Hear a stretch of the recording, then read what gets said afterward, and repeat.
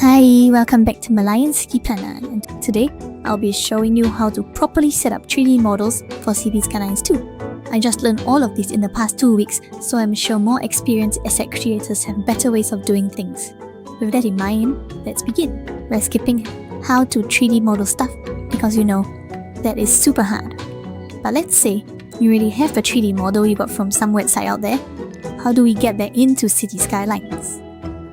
So we are starting with our Art Science Museum. This is my model, but let's pretend you grabbed it off the internet. For part 1 of the video, we are going to make some custom textures for our model here. A little explanation on how textures work. For simple colors, Blender can create its own solid color or materials. Click this red ball shape here to go to the Materials tab, and you can see this sidebar here.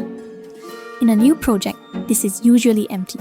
But since you have been working on this for a while, we have some colors ready. To create a new color, just click this plus button and add a new materials dot. Here, you can play with some material settings such as color, how shiny it is, and etc. How do we assign colors? It's just like a coloring book.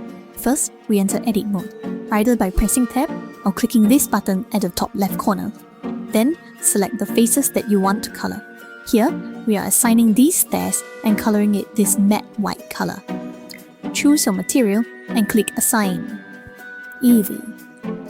Now it's time to take the next step and start using textures. Before we can place a texture onto a 3D model, Blender needs to know how that model should unfold into a flat image. That's what UV unwrapping is. To begin, switch to the UV editing workspace. You will see your model on one side and the UV editor on the other.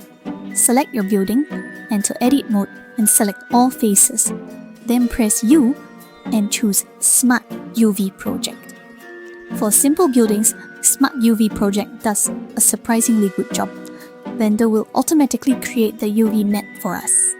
Once the unwrap is complete, you will notice a collection of shapes in the UV editor. These are called UV islands.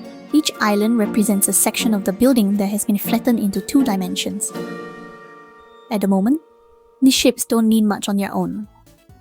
First, we have to do some UV packing. In smaller objects, this isn't necessary, but in larger objects that you want to have more detailed textures on, it is absolutely required. First, we'll sort these islands by their materials. This will allow us to save space on the texture edges that we'll create. To make the selection on the UV window mirror that of the model window, click the UV Sync Selection button that looks like 2 arrows on the top left of the screen. This allows you to easily see which UV island corresponds to which part of the building. If the material is a single color, you can just stack it all together and scale it down. I use this Blender add-on called Text Tools to quickly consolidate them. Then, I sort the rest of the materials and give each of them their own corner. I forgot to mention, in order to move the UV islands, you have to use G on your keyboard. Then you can drag it around with your mouse. You can also use this to check if you have any faces on your building with the wrong material and change them back quickly. For City Skylines 2, water, grass and glass is handled different and requires you to split it into different objects and export it separately. Here, I select the water, separate it from the model using P, then clicking Selection. I name it to the required name that City Skylines 2 needs. It is case sensitive, so keep that in mind. I will do the same for the glass material. We are going to adjust the UV islands of the places which have textures. For more detailed textures, the orientation is important as it would determine the direction it appears on our model. After some moving around, here's the final result, and Leo has to bake it. For parts of the building which have more detailed texture, you can increase the scale of it relative to the other parts of the building that have simpler texture. This allows you to cram more pixels into the area of the building to make it look more detailed.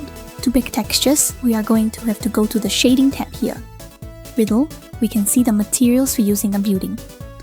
We have to click Add, Texture, Image Texture. Then, we could create New. The name of the new image, I will rename it to Base Color. For this, we will use the 2048 and 2048 textures as it is a relatively simple building.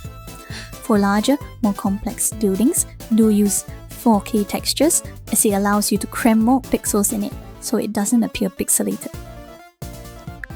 Now, we will copy and paste this to every single material slot. Then we go to the Render tab, choose Cycle for Render Engine. Then we go to the Bake tab and choose Diffuse. Deselect Direct and Indirect and we just click Bake. Now we go back to the Layout tab. We go to the Materials section here and delete all the old materials. We'll add a new material, and over here we'll click Image Texture and select the image texture that we baked. Now the texture is applied to the model, but in order to have more detailed textures, we have to do something called Texture Paint. First, we save our image texture we baked. Then we load it up into a photo editor of your choice. I'm using Photopea because it is free. I gather all the detailed textures that I want to use. I will be using this tiled texture for the floor and this wall texture for the elevator part of the building. Open it in Photopea and define it as a new pattern. Then in Original Image, we create a new layer, draw a square over it, and use this pattern overlay effect. Then we create a clipping mask, and now we can adjust the look of the pattern over the UV islands.